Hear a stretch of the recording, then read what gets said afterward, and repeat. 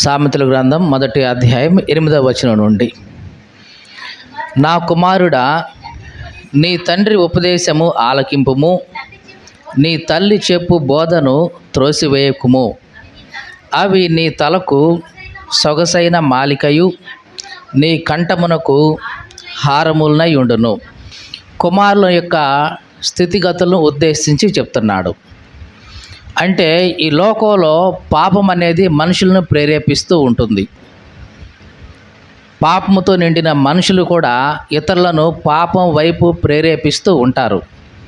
మరి ముఖ్యంగా యవనస్తులు తొందరగా పాపానికి ప్రేరేపితులై ఉంటారు, తొందరగా పాపానికి లోబడుతూ ఉంటారు. పాపులు ప్రేరేపించినప్పుడు ఎలాగా జాగ్రత్తగా ఆ ప్రేరేపణకు లొంగకుండా తప్పించుకోవాలో దేవుడు ఇక్కడ మనకు తెలియజేస్తూ ఉన్నాడు. తల్లి యొక్క ఉపదేశాన్ని, తండ్రి యొక్క బోధను ఏమాత్రం కూడా నిర్లక్ష్యం చేయకూడదు. ఒక కుమారుడు, కుమార్తె లేదా బిడ్డ కంపల్సరిగా తండ్రి యొక్క ఉపదేశాన్ని వినాలి. తల్లి చెప్పే బోధ జాగ్రత్తగా వినాలి. అలా విన్నప్పుడు ఏమవుతుంది అంటే, భవిష్యత్తులో వాళ్ళకు కలగబోయే కీడు, వాళ్ళ మీదకి రాబోయే ఉపద్రవం నుంచి ఆ తండ్రి యొక్క బోధ కానీ, ఆ తల్లి యొక్క ఉపదేశం కానీ వాళ్ళని కాపాడుతూ ఉంటుంది. కాబట్టి ప్రతి కుమారుడు, ప్రతి కుమార్తె కుటుంబంలో తల్లి తండ్రి యొక్క మాటలు జాగ్రత్తగా వినాలి. అంతేకాదు, వాళ్ళు చెప్తున్న మంచి చెడు ఇవన్నీ కూడా వివేచించి వాళ్ళు చెప్పినట్లుగా నడుచుకుంటూ ఉండాలి. అలా నడుచుకుంటే ఏమవుతుందంట, తర్వాత వచనంలో, అవి నీ తలకు సొగసైన మాలికయు, నీ కంఠమునకు హారములనై ఉండును. అంటే తల్లి చెప్తున్న బోధ, తండ్రి చెప్తున్న ఉపదేశాలు ఏ వ్యక్తి అయితే విని దాన్ని పాటిస్తూ ముందుకు వెళ్తాడో అవి తనకు ఎట్లా ఉంటాయంటే, ఒక తలకు గనక సొగసైన మాలిక కట్టినట్టుగా చాలా అందంగా వాళ్ళ యొక్క ఆలోచనలు ఉంటాయి. తలకి చుట్టూ ఒక మంచి మాలిక కడితే తల ఎంత అందంగా కనిపిస్తూ ఉంటుందో, అలాగే వీళ్ళ యొక్క ఆలోచనలు ఇక్కడ తలకు కట్టడం అంటే వాళ్ళ యొక్క ఆలోచనలు ఎట్లా ఉంటాయి అంటే చాలా చక్కగా, చూడచక్కగా ఉంటాయి. తల్లి బోధను, తండ్రి ఉపదేశాన్ని ఎవరైతే అంగీకరించి దాని ప్రకారం నడుచుకుంటూ జీవిస్తూ ఉంటారో వాళ్ళ యొక్క ఆలోచనలు, తలంపులు, మాటలు చాలా సొగసుగా ఉంటాయి, చాలా చక్కగా ఉంటాయి. ఇంకా అవి నీ తలకు సొగసైన మాలికయు, నీ కంఠమునకు హారములనై ఉండును. అంటే కంఠానికి గనక హారం మనం వేసుకుంటే ఆ వ్యక్తి ఎంత అందంగా కనిపిస్తూ ఉంటాడో, ఎవరైతే తల్లి యొక్క బోధను, తండ్రి యొక్క ఉపదేశాన్ని ఆలకించి దాని ప్రకారం జీవిస్తారో వాళ్ళు కూడా చూడడానికి అంత చక్కగా ఉంటారు. మీకు అర్థమైందా ఈ మాట?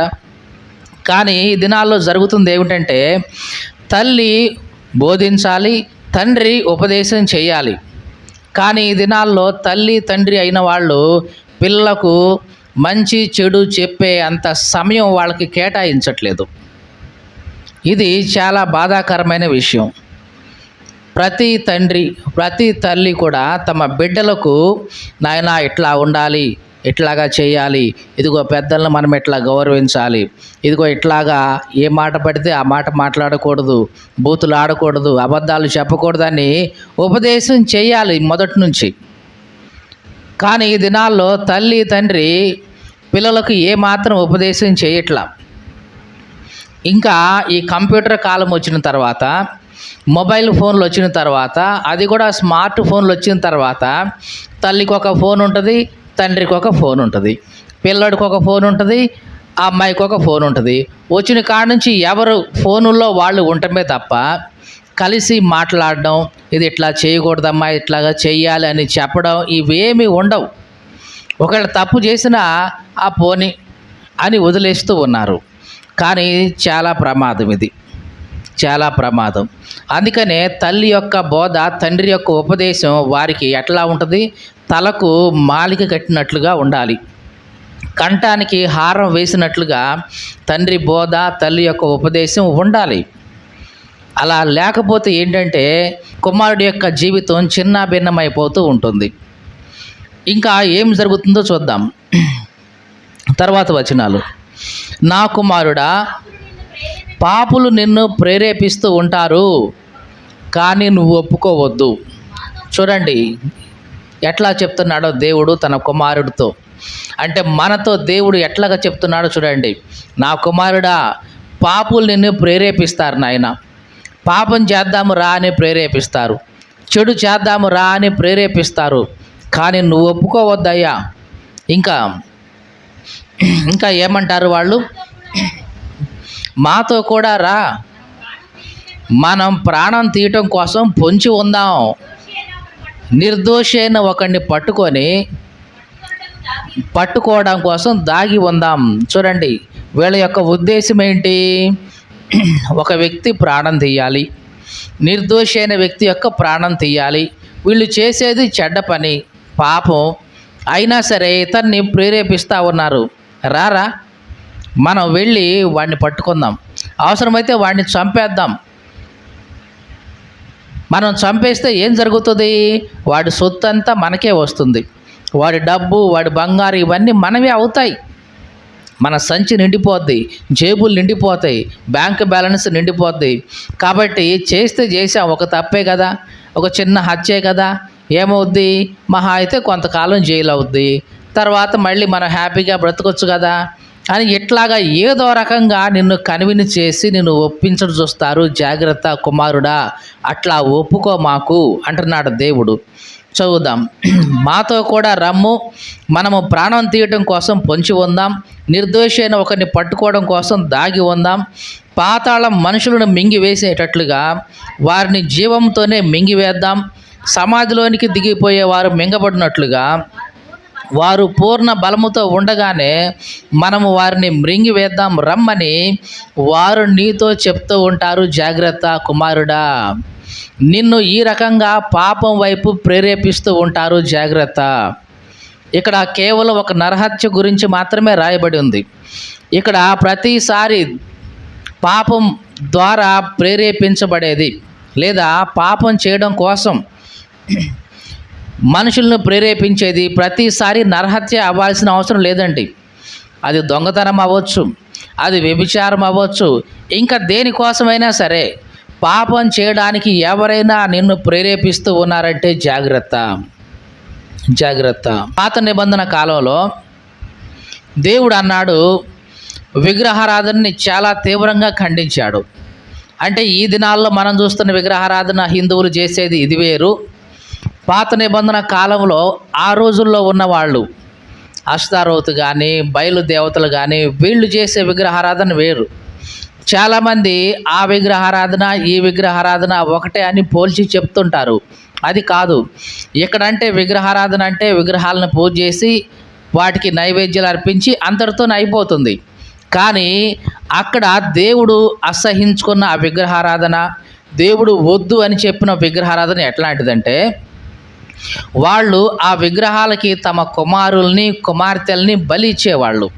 ఎందుకు దేవుడు ఆ దినాల్లో ఆ పాత నిబంధన కాలంలో ఆ దేశాల్లో ఉన్నటువంటి విగ్రహారాధనని అంత తీవ్రంగా ఖండించాడంటే, ఆ విగ్రహారాధన చేసేటప్పుడు ఆ విగ్రహాలని శాంతి చేయటం కోసం, సంతృప్తిపరచడం కోసం, సంతోషపరచడం కోసం వాళ్ళ కన్న కొడుకుల్ని కన్న కూతుర్ని బలిగా అర్పించేవాళ్ళు. ఒక విగ్రహాన్ని అయితే కంచు విగ్రహం ఉంటుంది, ఆ కంచు విగ్రహాన్ని బాగా మండించి అవి బగబగా మండుతూ ఉంటే, విగ్రహం కదండి, ఆ కంచు విగ్రహం బాగా మండుతూ బాగా వేడి వస్తూ ఉన్నప్పుడు ఆ రెండు చేతులు ఇట్లా ఉంటాయి విగ్రహానికి, ఆ రెండు చేతుల మధ్యలో తీసుకెళ్ళి వాళ్ళ పిల్లోడిని పెట్టేస్తారు సజీవంగానే. అంత దారుణంగా ఉండేది ఆ దినాల్లో విగ్రహారాధన అంటే. అందుకనే దేవుడు దాన్ని తీవ్రంగా ఖండించాడు. ఎవడైనా సరే నిన్ను విగ్రహారాధన చేద్దాము రా అని ప్రేరేపిస్తే అసలు ఎవడిని వదిలేయొద్దు. నువ్వు కన్న కొడుకైనా సరే, నీ బంధువైనా సరే, చుట్టమైనా సరే, రా విగ్రహారాధన చేద్దాం అని నిన్ను ప్రేరేపిస్తే అవశ్యంగా నువ్వు వాడిని చంపేసేయాలి అన్నాడు. ఈ దినాల్లో మన భారతదేశంలో ఉన్నటువంటి ఈ విగ్రహారాధన కాదు, అది అంత భయంకరంగా ఉంటుంది. కన్న కొడుకుల్ని కన్న కూతుల్ని బలి తీసుకునే విగ్రహారాధన అది. అందుకనే దేవుడు దాన్ని అంత తీవ్రంగా ఖండించాడు. ఇక్కడ సామెతల గ్రంథంలో దేవుడు ఇదే చెప్తున్నాడు, పాపులు నిన్ను ప్రేరేపిస్తారు, జాగ్రత్త. మనం ఫలానా తప్పు పని చేద్దాం, మనందరం కూడా కలిసే ఉందాం, ఏదైనా ఉంచుకుంటే కలిసే పంచుకుందాం, మనందరికీ సంచి ఒకటే ఉంటుంది రా అని నువ్వు ప్రేరేపిస్తారు. నువ్వు అట్లా ఒప్పుకోవద్దు, జాగ్రత్త. ఈ మాటలు వింటున్న ప్రియ సహోదరి సహోదరుడా, చాలాసార్లు మనుషులు నిన్ను తప్పు చేయడం కోసం ప్రేరేపిస్తూ ఉంటారు. ఏమవుద్దులే, అందరూ చేయట్లేదా, మనం ఒక్కడే మంచిగా ఉంటే బాగుంటుందా, అందరూ మంచిగా ఉండాలి కదా, అందరూ చేస్తున్నారు కదా, మనం కూడా చేస్తే తప్పే ఉంది, మనల్ని మాత్రం ఎవరేమంటారు అని ఏదో రకంగా నిన్ను ఆ తప్పు వైపు లాగటానికి ప్రయత్నిస్తారు. కుమారుడా, జాగ్రత్త, దానికి ఒప్పుకోవద్దు అని దేవుడు బోధిస్తున్నాడు. ఇంకా ఏమంటారంట, చదువుదాం 13వ వచనం. పలు విధములైన మంచి సొత్తులు మనకు దొరుకుతాయి, మన ఏండ్లను దోపుడు సొమ్ముతో నింపుకోవచ్చు. నీవు మాతో కూడా పాలివాడుగా ఉండు, పార్ట్నర్గా ఉండు, మనందరికీ సంచి ఒకటే ఉంటుంది అని వారు నీతో చెప్తారు.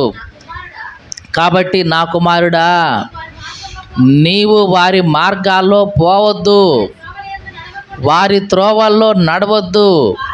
అట్లా నడవకుండా నీ పాదాన్ని వెనక్కు తీసుకో. చూడండి దేవుడు ఎంత చక్కగా చెప్తున్నాడు. వాళ్ళు నేను ఇట్లాగా ప్రేరేపిస్తూ ఉంటారు కాబట్టి నువ్వు అట్లాగా వెళ్ళొద్దు, ఆ త్రోవలో వెళ్ళొద్దు. అట్లా వెళ్ళకుండా నీ పాదాన్ని వెనక్కు తీసుకో. దేవుడు మనకి బైబిల్ గ్రంథంలో చూస్తే కీర్తన గ్రంథం 1వ అధ్యాయం 1వ వచనంలో ఏ వచనం ఉంటుంది మనందరికీ బాగా తెలుసు. దుష్టుల ఆలోచన చొప్పున నడవద్దు, పాపుల మార్గంలో నిలవద్దు, అపహాసకులు కూర్చుండే స్థలంలో కూర్చుండొద్దు.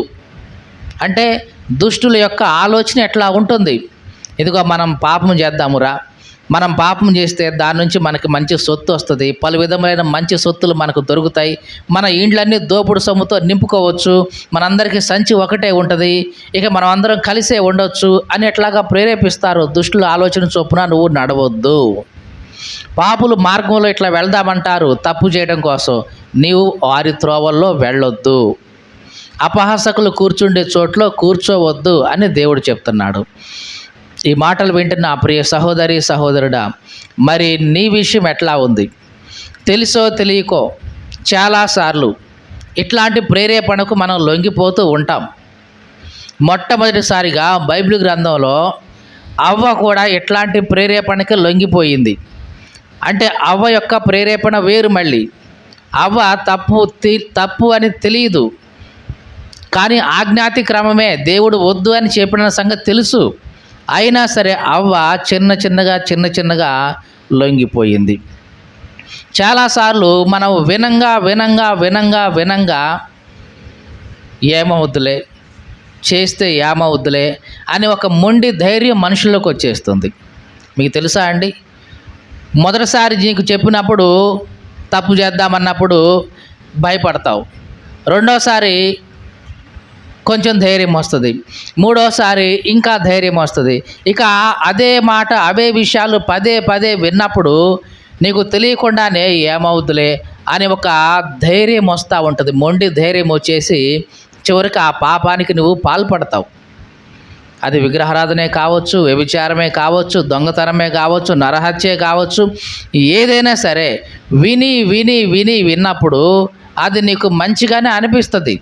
లోకంలో ఒక సామెత ఉంది, తినంగా వేప కూడా మనకి కొంతకాలం తీయగానే ఉంది కదా అనిపిస్తుందంట. నిజానికి తీయగా ఉంటుందా చెప్పండి? తీయగా ఉంటుందా? వేప ఉండదు. కానీ మొదట్లో చాలా చేదుగా ఉంది, కానీ అదే రోజు తింటా ఉంటే ఇది భలే తీయగా ఉందిలే అనిపిస్తుందంట. అంటే మొదట్లో చేదు అనిపించింది, రాను ఏమవుతుంది, నువ్వు దానికి అలవాటు పడ్డావు కాబట్టి అది నీకు అంత చేదుగా అనిపించట్లా. పాపం కూడా మొదట్లో అట్లాగే ఉంటుంది, చాలా చేదుగా అనిపిస్తుంది. కానీ నీవు దాన్ని చేయగా అది నీకు ఇంత చేదేమీ కాదులే, ఇది అంత చెడ్డదేమీ కాదులే అని అట్లాంటి ఒక రకమైన మొండితనంలోనికి వెళ్ళిపోతూ ఉంటావు.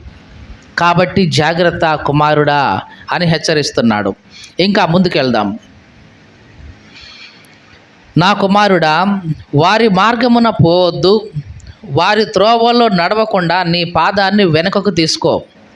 కీడు చేయటం కోసం వారి పాదాలు పరుగులెత్తు ఉంటాయి, నరహత్య చేయటం కోసం వారు త్వరపడుతూ ఉంటారు. పక్షి చూస్తూ ఉండగా వల వేయటం వ్యర్థం. చూడండి, ఇక్కడ ఒక మాట మనం చదువుకుంటున్నాం 17వ వచనంలో, పక్షి చూస్తూ ఉండగా వల వేయటం వ్యర్థం. మనం అంతకుముందు చదివిన మాటలకి దీనికి పొంతన ఉన్నట్లుగా అనిపించదు. ఆ పైన చదివిన మాటలకి ఇప్పుడు చదివిన పక్షి చూస్తూ ఉండగా వల వేయటం వ్యర్థం అనే మాటకి ఏమైనా సంబంధించిన పదవి ఏదైనా ఉందని మీకు అనిపిస్తుందా? మనకు అది పొంతన ఉన్నట్లుగా అనిపించదు. ఇదేంటి ఈ మధ్యలో ఈ సామెత పెట్టారేంటి, పక్షి చూస్తూ ఉండగా వల వేయటం వ్యర్థం. నిజమే, ఇది పక్షి చూస్తూ ఉండగా వల వేయటం వ్యర్థమే. ఇది మనకు బాగా తెలుసండి. కానీ ఎట్లా ఇది సూట్ అయ్యింది, ఈ సందర్భానికి ఎట్లా సూట్ అయిందండి ఇది ఈ మాట అనేవాళ్ళు ఉన్నారు. పక్షి చూస్తూ ఉండగా వల వేయటం చాలా వ్యర్థం. ఇది మనకు బాగా తెలుసు. లోకంలో పక్షులు తిరుగుతూ ఉన్నాయి, అవి చూస్తూ ఉండగానే వల వేసామనుకో వాటికి అర్థమవుతుంది, ఓ అక్కడ వల ఉంది, మనం అక్కడ వాలకూడదు అనే విషయం వాటికి అర్థమయ్యి రావు, పడవు, చిక్కుకోవు. ఇవి తెలుసు పక్షులకి. అలాగే ఎప్పుడైతే తండ్రి యొక్క ఉపదేశాన్ని నువ్వు విన్నావో, తల్లి యొక్క బోధన నువ్వు జాగ్రత్తగా విన్నావో, నీ కళ్ళు తెరవబడతాయి. అంటే నీ కోసం పన్నుతున్న వల నీ కళ్ళకు కనిపిస్తూ ఉంటుంది. పాపులు వస్తారు, నిన్ను ప్రేరేపిస్తూ ఉంటారు. దుష్టులు వస్తారు, నిన్ను ప్రేరేపిస్తూ ఉంటారు. చెడు చేద్దాము రా అని ప్రేరేపిస్తూ ఉంటారు. నరహత్య చేద్దాము రా అని ప్రేరేపిస్తూ ఉంటారు. వ్యభిచారం చేద్దాము రా అని ప్రేరేపిస్తూ ఉంటారు. దొంగతనం చేద్దాము రా అని ప్రేరేపిస్తూ ఉంటారు. అలా ప్రేరేపిస్తున్న ప్రతిసారి నీ కళ్ళు విప్పబడతాయి. ఎందుకంటే నీ తల్లి యొక్క బోధ, నీ తండ్రి యొక్క ఉపదేశం మన మైండ్లో ఉంది. కాబట్టి ఇదిగో వీళ్ళు నాకు వల వేస్తున్నారు, వీళ్ళు నాకు వల పన్నుతున్నారు అనేది నీ కంటికి స్పష్టంగా తెలుస్తూ ఉంటుంది, నీ మనోనేత్రాలకి. అప్పుడు నీవు దాంట్లో చిక్కుకోవు. పక్షి చూస్తూ ఉండగా వల వేయటం ఎంత వ్యర్థమో, ఎప్పుడైతే నీవు నీ తల్లి యొక్క బోధను, తండ్రి యొక్క ఉపదేశాన్ని వింటూ ఉన్నప్పుడు నీకు తెలియకుండానే నీ ఆలోచన నేత్రాలు తెరవబడతాయి. ఇదిగో వీళ్ళు ఎట్లా చెప్తున్నారు అంటే, ఇదిగో నా కోసం వల పన్నుతున్నారు, నన్ను పాపములోకి నెట్టడానికి, నన్ను నరకంలోకి నెట్టడానికి వల పన్నుతున్నారు అనే విషయం నీ కంటికి అర్థమైపోయి నీవు దాంట్లో చిక్కుకోవు. అంటే నీ కళ్ళ ముందే కనిపిస్తూ ఉంటుంది ఆ వల, పన్నిన వల. కాబట్టి నువ్వు దాంట్లోకి వెళ్ళవు, చిక్కుకోవు. దేవునికి స్తోత్రం కలుగును గాక. అందుకే దేవుడు అంటున్నాడు, పక్షి చూస్తూ ఉండగా వల వేయటం వ్యర్థం. ఎప్పుడు నీ కళ్ళు ఎట్లాగా చూస్తాయి, నీ కళ్ళు ఎప్పుడు తెరవబడతాయి అంటే, నీ తండ్రి యొక్క బోధ, నీ తల్లి యొక్క ఉపదేశం విని దాని ప్రకారం వెళ్తున్నప్పుడు, ఇట్లాంటి వల్లన్నీ నీ ముందు కనపడినప్పుడు తెలియకుండానే నీ కళ్ళు తెరుచుకుంటాయి. ఓహో, ఇది నా కోసం పన్నుతున్న వల, నా జీవితాన్ని నాశనం చేయడం కోసం పన్నుతున్న వల ఇది అని వెంటనే నీ కళ్ళు తెరుచుకుంటాయి. నువ్వు చూస్తూ ఉండగా వాళ్ళు వల వేస్తున్నట్లే. నీ ఆలోచనలో చూస్తూనే ఉంటావు వాళ్ళు వల పన్నుతున్నారనే విషయం. కాబట్టి నువ్వు చూస్తూ ఉండగానే వాళ్ళు వల పన్నుతున్నారు, అది వ్యర్థమైపోతుంది. దేవునికి స్తోత్రం కలుగును గాక. తర్వాత మాట చదువుతున్నాం. పక్షి చూస్తుండగా వల వేయటం వ్యర్థము, వారు స్వనాశనమునకే పొంచి ఉందురు, తమ్మును తామే పట్టుకొనుటకై దాగి ఉందురు. ఆశాపాతకులందరి గతి అట్టిదే, దాన్ని స్వీకరించే వారి ప్రాణం అది తీస్తుంది. ఈ మాటలు వింటున్న ప్రియ సహోదరి సహోదరుడా, దేవుడు చెప్తున్నాడు 18వ వచనంలో, వారు స్వనాశనానికే పొంచి ఉంటారు. అంటే ఎదుటి వ్యక్తికి కీడు కల్పించాలని నువ్వు పొంచి ఉంటున్నావంటే అది నీ నాశనానికి నువ్వే గుంట దవ్వుకున్నట్లే. కాబట్టి ఎవరైతే పొంచి ఉంటారో, ఎదుటి వాళ్ళకి కీడు చేయాలని, కీడు కల్పించాలని పొంచి ఉంటారో అట్లాంటి వాళ్ళ మీదకి ఆ నాశనం అదే వచ్చేస్తుంది. అంటే వాళ్ళు తీసిన గోతిలో వాళ్ళే పడతారు. ఇద్దరు ఎదురింటి వాళ్ళు ఉన్నారు. ఒక ఆమెకేమో గొర్రె ఉంది, ఇంకొక ఆమెకేమో కోళ్ళు ఉన్నాయి. ఈ కోళ్ళన్నీ కూడా వచ్చి ప్రతిసారి ఈమె ఇంట్లో చెలుగుతూ ఉంటే ఈమెకి చికాకు పుడతా ఉండేది. ఎట్లాగైనా సరే ఈ కోళ్ళన్నిటిని చంపేయాలని ఆ రాత్రి వాళ్ళ ఇంట్లో ఒక 6 అడుగుల గుంట తీసి పెట్టేసింది. ఏమనుకుంది ఏమే, తెల్లారేసరికి ఈ కోళ్ళు ఎప్పట్లాగానే మా ఇంటికి వస్తాయి, వచ్చి వచ్చి ఆ గుంటలో పడతాయి, ఆ గుంటలో పడి అక్కడి నుంచి పైకి లేవలేక అవి చస్తాయి, పీడ వదిలిపోతుంది అనుకుంది. కానీ జరిగింది ఏమిటంటే అర్ధరాత్రి సమయంలో ఒక్కగానొక గొర్రెపిల్ల ఉంది ఈమెకి. ఆ గొర్రెపిల్ల తాడు దించుకుంది, మరి ఎందుకో అది అట్లాగ నడుచుకుంటూ వచ్చి వచ్చి ఆమె తీసిన గుంటలో ఆ గొర్రెపిల్ల పడిపోయింది. అది లేవలేక అట్లాగే తెల్లారేసరికి చనిపోయింది. ఏమనుకుంది ఈమె, ఎదుటి వాళ్ళకు కీడు చేయాలి అనుకుంది. చివరికి ఆ కీడు ఏమైంది, తన మీదికే వచ్చేసింది. ఈ మాటలు వింటున్న ప్రియ సహోదరి సహోదరుడా, జాగ్రత్త. ఎదుటి వాళ్ళకు అపాయం కలిగించాలనుకుంటే, ఎదుటి వాళ్ళని చెడ్డ దానిలోకి లాగాలని ప్రయత్నిస్తే, ఎదుటి వాళ్ళని ఎట్లాగైనా సరే చెడు మార్గంలోకి లాగాలని ప్రయత్నిస్తే దాని ఫలితాన్ని నువ్వు తప్పనిసరిగా అనుభవిస్తావు. జాగ్రత్త. చాలామంది ఇది తెలియక ఎదుటి వాళ్ళను పాపములోకి లాగేస్తూ ఉంటారు. ఉదాహరణ, త్రాగుడు వ్యసనం. మొట్టమొదట్లో తాగటానికి అలవాటు లేదు ఇతనికి. వీడు చిన్నగా ప్రేరేపిస్తూ ఉంటాడు, తాగరా, ఒక్కొక్క తాగురా, ఏమీ కాదురా, బాగానే ఉంటుందిరా, త్రాగురా తాగురా అని చిన్నగా ప్రేరేపించి తాగిస్తాడు. కానీ జాగ్రత్త, అట్లా నేర్పించావా నీవు ఒక అలవాటు ఏదైనా సరే, ఒక చెడ్డ అలవాటు, దాని యొక్క ఫలితాన్ని తప్పనిసరిగా నువ్వు చూస్తావు. అంటే ఒక వ్యక్తికి చెడుతనం నేర్పిస్తే, చెడు మార్గంలోకి ఒక వ్యక్తిని లాగితే దాని ఫలితాన్ని తప్పనిసరిగా నువ్వు అనుభవించాల్సి ఉంటుంది. జాగ్రత్త. అది త్రాగుబోతనమే కావచ్చు, జోదమే కావచ్చు, వ్యభిచారమే కావచ్చు, ఏదైనా సరే ఒక పాపములోకి ఒక వ్యక్తిని నువ్వు లాగుతున్నావంటే, ఒక పాపం చేయడం కోసం ఒక వ్యక్తిని ప్రేరేపిస్తున్నావంటే దాని ఫలితాన్ని తప్పనిసరిగా నువ్వు అనుభవించాల్సి ఉంటుంది. అందుకే దేవుని వాక్యంలో ఉంది, వారు స్వనాశనానికే పొంచి ఉంటారు. అంటే వాళ్ళ నాశనాన్ని వాళ్ళే కొని తెచ్చుకుంటారు. తమను తామే పట్టుకోవడం కోసమే వాళ్ళు దాగి ఉంటారు. అంటే వాళ్ళు ఏదైతే పన్నుతున్నారో ఆ వలలో వాళ్ళే చిక్కుకుంటారు. ఏదైతే కీడు చేద్దాం ఎదుటి వాళ్ళకి అనుకున్నారో ఆ కీడు వాళ్ళ నెత్తి మీదకే వస్తుంది. ఓబద్య గ్రంథం 1వ అధ్యాయం 15వ వచనంలో ఉంటుంది, యెహోవా దినము అన్యజనులందరి మీదికి వచ్చుచున్నది. అప్పుడు జాగ్రత్తగా వినండి, నీవు చేసినట్లే నీకును చేయబడుతుంది, నీవు చేసిందే నీ నెత్తి మీదికి వస్తుంది. జాగ్రత్త. దేవుని యొక్క ఒక రోజు వస్తుంది, దేవుని యొక్క దినం వస్తుంది. అలా వచ్చినప్పుడు నీవు ఏదైతే చేశావో అది నీకు చేయబడుతుంది. నువ్వు ఏది చేశావో అదే నీ నెత్తి మీదికి వచ్చి పడుతుంది. అందుట్లో ఎటువంటి సందేహం లేదు. ఒక వ్యక్తిని చెడ్డతనం వైపు లాగావా, దాని ఫలితం నీ నెత్తి మీద పడుతుంది. ఒక వ్యక్తిని చెడుగు వైపు లాగావా, దాని ఫలితం నువ్వు అనుభవించాల్సి ఉంటుంది. దేవుని వాక్యంలో మనం చదువుకున్న వాక్యంలో చివరిగా ఏముందంటే 19వ వచనంలో, ఆశాపాతకులందరి గతి అట్టిదే.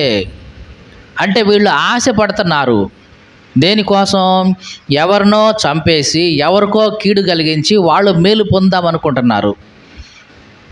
ఎవరినో చంపేసి వీళ్ళ ఇల్లు నింపుకుందామనుకుంటున్నారు. ఎవరి నెత్తి మీద చేయి పెట్టి వీళ్ళు పైకి లేవాలనుకుంటున్నారు. ఇట్లా ఎవరైతే ఆశపడతారో, ఎదుటి వాళ్ళ కీడు చేసి మేము బాగుపడాలని ఆశపడుతుంటారో వాళ్ళందరి గతి అట్లాగే ఉంటుంది. వాళ్ళ స్వనాశనాన్ని వాళ్ళే కొని తెచ్చుకుంటారు. జాగ్రత్త అని దేవుడు ఈ సామెతల గ్రంథం ద్వారా మనల్ని హెచ్చరిస్తూ ఉన్నాడు. ఈ మాటలు వింటున్న ప్రియ సహోదరి సహోదరుడా, జాగ్రత్త. తెలుసో తెలియకో, నీకు తెలియకుండానే ఒకవేళ ఇతరులను పాపం వైపుకు లాగుతున్నావేమో. అది ఏ అలవాటైనా కావచ్చు. కొంతమంది వాళ్ళు చెడిపోతే వాళ్ళకు సరిపోదు, మిగతా 10 మందిని చెడగొట్టడానికి ప్రయత్నం చేస్తూ ఉంటారు.